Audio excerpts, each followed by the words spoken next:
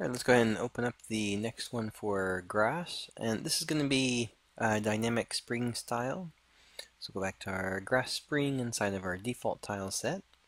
It'll be this guy right here. Alright, so some of these, when you get, like for instance with the grass one, let's go ahead and we'll go in order here and then we'll jump down into it. So if we select the grass, go down to the grass spring, and let's do our name first and then we'll get into some information about it. So we'll say grass, and then we'll say dynamic spring. There we go. So we'll say it's going to be visible in the game, receive light. The thumbnail image, we'll choose the thumbnail. If there was an animation, again, you can always take it down or up. I'm going to actually put this one behind the player. You may want some of the grass like in front, behind. So depending on where you want it or where it's placed mostly, you may want to kind of make that decision based off of that way. So we have our general settings. The colliders will turn off.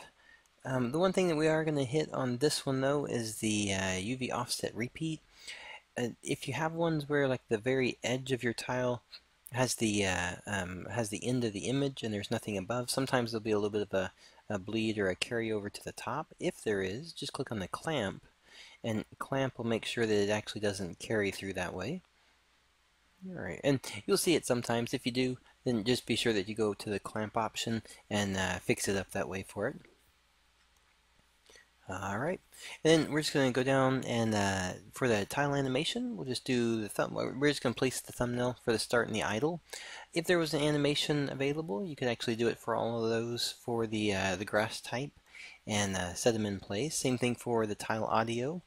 The trigger settings, what we want to do for this one, we're going to actually enable it, and it's basically so that when the player walks into it, and we'll, you know what, we'll go ahead and do the position, we'll do the scale for the trigger a little bit smaller. On the left and the right, take this to, let's take these to about 4. We'll have it where it waits a little bit longer, so it's going to go about right here to here where the image is. And then for the height, let's actually cut the height down. We'll take this one just about to 1, so it'll go about right there for the height of the box. This one though, we want to make sure that it stays just enough around it so that when the player walks up to it, that's when it gives that impression that the player is actually hitting the grass at the right time. And that'll, of course, you know, depending on your image, it may change to fit it just right. That's fine. Alright, so let's go ahead and scale. Let's go down to the very bottom here. We have 3 options. We have the grass settings, and this is going to be the basic setup. So again, default works really well for this. If you know, when you get into using it, tweak the variables and stuff. We'll cover this just kind of lightly so you know what's happening here. But the bend amount on enter, so this is going to be the amount in terms of the force of the push when the player enters it or an object enters it.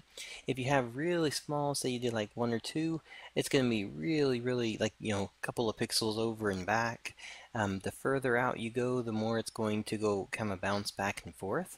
There's an enter and exit, so there's going to be, you can do just an enter and then you can have it not even move when you exit if you set it to 0.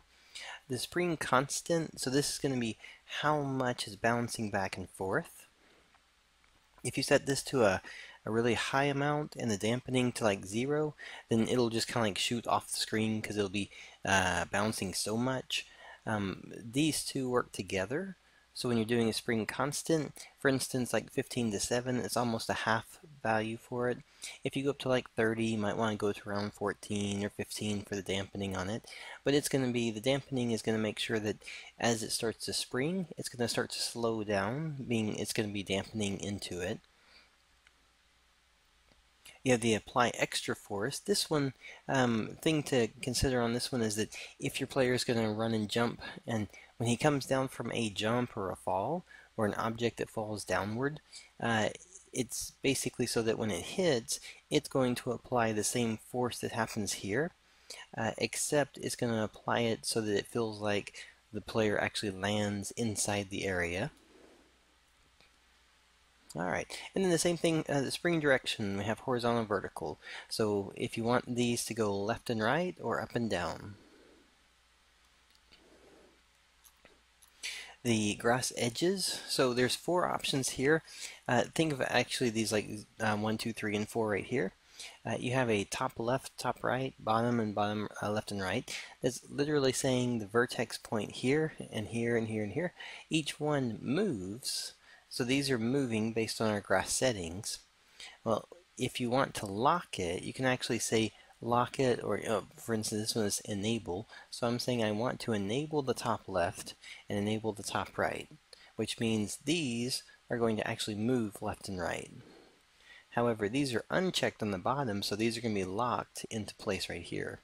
So if you were to uncheck, if you were to actually check top left and bottom left, then you're grabbing these two vertices and moving those left and right. Similar to like a flag or something that could be blowing. Last one is the grass wind. The wind is just a dynamic wind, so that in the scene, if you wanted the grass to have some dynamic elements, like it felt like it was just animated by itself, then you can enable the wind, and it would just blow left and right based on the speed that you're using for it.